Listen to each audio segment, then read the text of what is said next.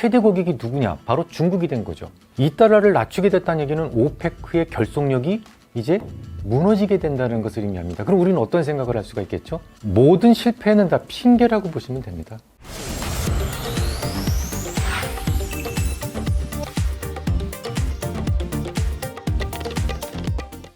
네, 경제한수 시청자 여러분 안녕하십니까, 오영규입니다. 오늘은 좀 이 스튜디오에 특별한 두 분을 모셨습니다. 이 한국경제TV 와우넷의 파트너로 아주 유명하신 샤프스터 박문환 이사님과 박 이사님의 따님입니다. 박이수 작가님을 모셨습니다. 박이수 작가님은 How to be Rich 이 유튜브 채널을 운영하는 크리에이터이기도 합니다. 안녕하십니까? 네, 안녕하십니까? 안녕하십니까? 먼저 두 분 소개 간단히 해주시죠. 네, 안녕하세요. 저는 한국경제TV 박문환 이사입니다. 네, 안녕하세요. 저는 박문환 이사님의 따님 박이수라고 합니다.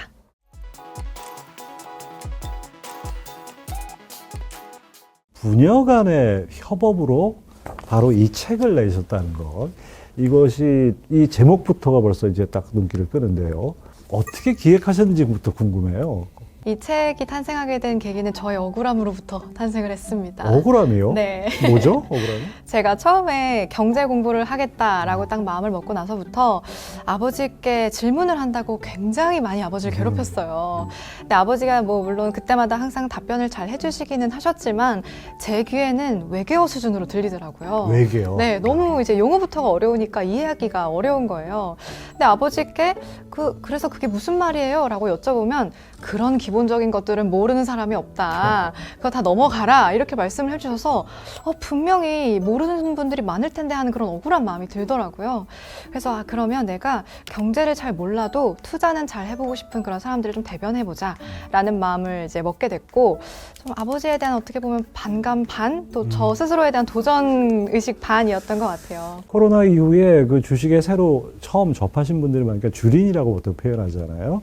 이런 그 20, 30대 주린이들을 위해서 어떻게 보면 그런 유튜브 채널이 필요한 것 같고 조언해 주시고 싶은 말씀이 있을 것 같은데. 제가 처음에 이 책을 쓰려고 마음을 먹었을 때 사실 제 나이 또래 이제 20대, 30대 분들을 위해서 쓰고 싶었거든요. 네. 근데 출판사에서 말씀을 해주신 것도 있고 제 유튜브 통계만 봐도 20, 30대가 없어요. 정말 찾아보기가 어려운데 왜 그럴까 고민을 좀 해봤는데 제 과거랑 그렇게 크게 다르지 않을 거라고 생각이 됐어요. 제가 당시에 돈을 벌고 있을 때 내가 이렇게 힘들게 돈을 버는데 내가 자산을 늘리는 것까지 이렇게 힘을 써서 머리를 써서 이제 늘려야 되나라는 생각을 했던 것 같아요. 그래서 막 커뮤니티 같은 데 가서 좋다는 주식 좀 따라 사고 또 인기 많다는 주식도 들어가지고 좀 사고 이랬는데 뭐 아시겠지만 그렇게 하면 열에 9명은 다 망하잖아요. 그렇죠. 열에 10명인 거죠. 네, 그렇죠. 그래서 결국 저는 투자는 내가 스스로 생각하는 힘, 그리고 그걸 결정하는 힘을 기르는 게 가장 중요하다고 생각을 하는데요. 물론 그 힘을 기르는 과정이 너무 어렵겠지만 제가 경험을 했던 것처럼 이벤트 스터디를 통해서 조금 더 투자 공부의 재미를 먼저 느껴보는 게 우선이 되지 않을까. 좀 재미를 먼저 느껴보셨으면 좋겠다라는 생각을 하고 있습니다. 이벤트 스터디라는 거 여기 책에서 쭉 이렇게 쭉 설명을 해주셨는데 그거 간단하게 좀 먼저 설명을 해주시죠. 어떤 거 이벤트 스터디? 간단하게 설명을 드리면 기술적 분석도 난 모르겠다. 기본적 분석도 모르겠다. 나 공부하기 싫다. 하지만 투자는 하고 싶다라는 부분도 있으실 거 아니겠어요? 그렇죠. 근데 시장에 들어오는 어떤 뉴스들이나 혹은 이벤트들을 통해서 상승 기류가 있을 수 있는 업종, 하락 기류가 있을 수 있는 업종을 구분하자. 뭐 그런 취지에서 만들어진 책이라고 보시면 됩니다. 예를 들어서 중동에서 무슨 후티 반군이 뭘 했다, 뭐 공격을 했다 그러면 이게 어떤 고구마 줄거리처럼 어떻게 연결이 되잖아요. 모든 경제 현상이. 그런 것들을 좀 알아야 되잖아요. 당연하죠. 그 공짜 점심은 없어요. 예. 뚝 떨어지는 건 없고 기본적으로 뭐 역사라든지 지리라든지 이런 기본 인문이라든지 이런 것들을 조금 알아야 됩니다.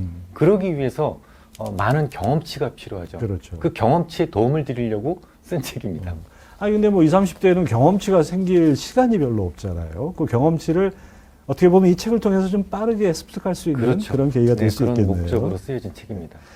주식 전문가들은 대부분 숫자로 얘기를 합니다. 숫자 없는 뭐 주가도 숫자고 재무제표도 숫자고 모든 게 다 PER도 숫자고 다 숫자잖아요. 근데 숫자를 몰라도 이 말이 되게 인상적이었어요. 약간 도발적이라는 느낌도 들고.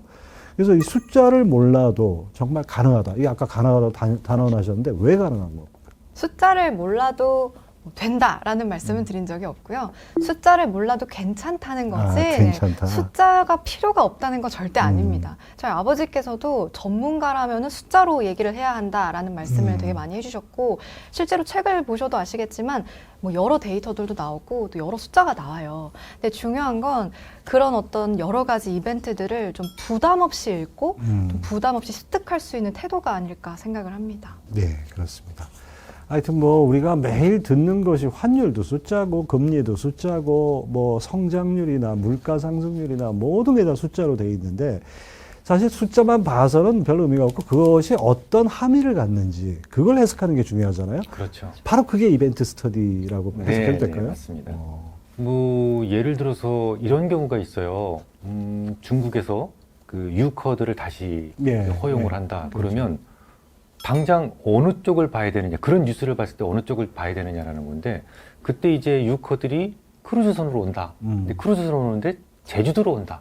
그러면 그 제주도의 카지노와 관련된 종목이 좋겠구나라는 생각을 할 수가 있는 거죠. 카지노 변세점. 그렇죠. 그러니까 유커가 다시 온다라는 얘기가 들면 바로 그런 쪽으로 연관이 될 수 있는 게 바로 이벤트 스터디라고 보시면 됩니다. 뭐 말이 이렇게 지금 듣고 나니까 쉬운데 이거를 20대, 30대 젊은이들이 딱 어떤 사건을 보고서 이렇게 쫙 추론하기는 사실 쉽지 안 않아요. 되죠. 쉽지 안 되니까 않아요. 공부를 조금 하셔야 돼요. 여기에도 공짜 점심은 없어요. 조금은 그래도 책이라도 읽어야. 맞습니다. 네. 맞습니다. 근데 사실 우리 사람이 그 뭔가를 이렇게 쉽게 얻고 싶어 하지. 네, 맞아요. 학교 다닐 때도 공부하기 싫었는데 졸업하고 이제 사회 나왔는데 또 공부하라 그러면 또 얼마나 그나마 쉬운 방법이에요. 맞아요. 우리 딸 같은 경우에 정말 숫자 싫어하거든요. 그나마 쉬운 방법이란 말에 동의하십니까? 정말 동의를 많이 하면 저는 정말 숫자를 싫어해요. 그래서 정말 숫자를 싫어하는데 처음에 제가 아버지한테 어떤 질문을 했는데 아버지가 그거는 이래서 올라가는 거야 이렇게 말씀을 해주신 게 아니라 자 이수야 아빠가 이때 역사를부터 한번 얘기를 해줘 볼게 이렇게 얘기를 하시는데 그게 너무 신선한 거예요. 그거 너무 재밌어서 제가 오히려 그러면은 그때 어떤 일이 있었지를 제가 찾아보면서 아버지한테 질문을 했을 정도였는데 그래서 저는 너무 지루하다면 그렇게 자기가 관심 있는 분야를 먼저 파서 그거를 좀 접목을 시키는 게 좋지 않을까 생각을 합니다. 재미 붙이는 게 중요한 것 같아요. 재미 그렇죠. 붙이는 게. 재미 붙이려면 이제 약간 수익을 내봐야 이제 재미가 붙지 않을까요? 그렇죠. 그게 가장 중요하죠. 요즘 이 중동의 아주 곳곳에서 뭐 심상치 않잖아요. 이 지정학적인 리스크라고 표현해야 되나요? 이런 거는 어떻게 이벤트 스터디를 만약에 지금 한다면 어떻게 하시겠습니까? 처음에 미국이 사우디한테 고개를 숙이고 들어갔습니다. 조 바이든이 빈 살만을 만나러 갔을 때 그렇죠. 사실은 만날 수 없는 상황이었어요. 다 아시다시피 그 가시쿠지를 잘 이렇게 예, 네. 언론인 그 암살 사건 때문에. 암살 사건도 있었고 그래서 그런 암살했던 주범을 만난다. 이건 말이 안 되거든요. 그렇죠. 이건 그러니까 면죄부를 준 겁니다. 목적 의식이 있었던 거죠. 어떤 목적 의식이었느냐? 물가를 낮추기 위해서 증산을 해달라는 그런 목적 의식이 있었던 거죠. 하지만 빈 살만은 거기서 완전히 문전박대고. 네, 노를 해버립니다. 그리고 G20 정상회담 때도 똑같은 요구를 하지만 역시 똑같은 답변을 받을 수밖에 없었어요. 근데 또 사우디 입장에서도 그럴 수밖에 없었던 게 미국은 예전에는 많은 석유를 사줬었던 나라였지 않습니까? 그렇죠. 근데 지금 세일 오일이 나오고 나서부터는 안 사줘요. 미국이 최대 산유국이 되고 최대 산유국이에요. 그러다 보니까 이거는 나의 고객이 아니다라는 생각이 든 거니까 최대 고객이 누구냐? 바로 중국이 된 거죠. 그래서 중국이라든지 적성국이라고 할 수 있는 러시아라든지 이런 쪽으로 좀 연대를 강화하는 그런 강수를 두게 됩니다. 그러니 미국은 또 전략을 바꿀 수밖에 없어요. 쟤네들한테 의지할 수는 없겠구나 해서 그동안 미국하고 사이가 안 좋았던 베네수엘라를 끌어올리고 또 미국 내에서도 산유량을 막 증산시키게 되죠. 실제로 이 국제 그 에너지 기구에 따라 보면 올해 2024년 말까지 미국이 1,320만 배럴 하루에 그만큼씩 뽑아 올릴 것이다 라는 그런 자료가 있고요. 또 그것뿐만 아니고 천연가스도 1,050억 입방피트만큼씩 뽑아 올리겠다라는 자료가 있습니다. 이렇게 되는데 그러면 이제 미국이 이렇게 많이 끌어올리면 이제 수요 공급에서 공급이 많아지는 거잖아요. 예. 여기에서 또 큰 문제가 생깁니다. 바로 중국이죠. 중국이 예전에는 정말 거슬림 머신이었어요. 막 그냥 석유를 막 갖다 쓰는 그렇죠. 그런 나라였는데 어느 순간부터 경제가 계속 침체됩니다. 미국이 계속 그 디리스킹이라고 그러죠. 디커플링, 디리스킹이라고 하는데 무슨 얘기냐면 10개의 물건을 사가지고 오다가 5개는 다른 나라에서 사겠다는 거예요. 이게 디리스킹입니다. 그럼 중국의 10개 공장 중에 5개는 문을 닫아야 된다는 얘기죠. 그래서 청년 실업률이 그렇게 높아지고 있는 거고 예. 중국의 경기 침체가 계속 있었던 거예요. 경기 침체가 있으니까 석유를 못 갖다 쓸 거 아닙니까? 그러니까 사우디 입장에서도 어떤 생각을 할까요? 자, 이제 시장을 잃어서는 안 되겠다. 시장이라는 것이 1년, 2년 동안 거래가 되는 게 아니거든요. 보통 그 계약을 하게 되면 뭐 5년 계약도 하고 막 그렇게 하기 때문에 시장 자체를 잃으면 안 되는 거였어요. 그래서 오페크와의 계약을 깨죠. 오페크하고 좀 감산을 해가지고 우리 유가를 끌어올리자라고 약속을 해놓고 스스로 2달러를 낮추게 됩니다. 예. 2달러를 낮추게 됐다는 얘기는 오페크의 결속력이 이제 무너지게 된다는 것을 의미합니다. 그럼 우리는 어떤 생각을 할 수가 있겠죠? 여기에서 상승 기류가 생기는 업종은 유가가 떨어진다라고 제가 장기적으로 생각을 한다면 석유를 많이 쓰는 업종은 올라갈 것이다. 뭐 항공주라든지 뭐 해운주라든지 그렇죠. 또 반대로 정유주 같은 경우에는 자산 손실 차손이 생기겠죠. 그렇죠. 이미 확보해 놓은 그 재고유가 그렇죠. 가격이 떨어질 떨어지는 수밖에 거니까. 없으니까. 그래서 정유주는 상대적으로 좀 낮아지겠구나라는 생각을 할 수가 있는 거거든요. 그러니까 사우디가 2달러를 내렸다라는 그 뉴스 하나를 보고 어디까지 생각을 하는 거예요. 이렇게 되면 유가가 장기적으로 떨어질 것이다. 그리고 오르는 종목이 있고 내리는 종목이 있다. 이렇게 접근하는 것이 바로 이벤트 스터디라고 보시면 되겠습니다. 그러면 미국이 이제 금리 인하를 뭐 3월에 한다, 5월에 한다, 뭐 이런 얘기들이 있잖아요. 네. 미국이 금리 인상을 이제 중단하고 딱 동결하는 상태에서 이제 금리를 내릴 거다라고 예고가 돼 있어요. 네. 이러면 어떤 걸 우리가 또 상상할 수 있을까요? 금리를 내린다고 그러면 이제 금리가 앞으로 떨어지잖아요. 떨어지면 금리가 떨어지면 어떤 종목이 유리하게 되냐면 그 이게 듀레이션이 멀리 있는 종목들, 제약 미래, 바이오, 아주 먼 그렇죠. 미래에 먼 있는, 미래에 있는 종목군들, 제약 바이오라든지 아니면 뭐 VC, 벤처 캐피탈이라든지 이런 거 관련돼서는 이제 좋아지겠죠. 좋아지고 또 반대로 뭐 나빠지는 종목은 뭐 금리가 떨어지면서 이제 그 손실을 볼 수 있는, 그러니까 채권과 관련돼서 뭐 손실을 볼 수 있는 업종들 이런 종목들은 조금 그렇죠. 네네. 그 또 하나 이제 이 책을 보면서 그러니까 PBR 0.9배도 0.9배 미만 그 얘기했지만 또 이제 이런 얘기 하셨어요. 이것도 이벤트 스터디와 연관이 있는데 환율이 오르면 아주 높은 확률로 주가가 내려간다. 우리나라 주가. 네. 이것도 빼놓을 수 없는 얘기죠. 맞습니다. 그러니까 우리나라가 이제 수출 주도국이다 보니까 원화 가치가 약하면 주가가 올라간다고 생각을 해요. 그러니까 기업의 수출이 잘 돼서 뭐 네. 수익이 늘어나겠지 이러잖아요. 근데 그 반대입니다. 우리나라는 경제가 굉장히 작아요. 그리고 종속 경제입니다. 워낙 어떻게 보면. 개방돼 있기 때문에. 네네. 그래서 오히려 이제 어떤 게 영향을 많이 주냐면 외국인들이 들어오고 나가고에 밀물썰물에 조금 더 영향을 주거든요.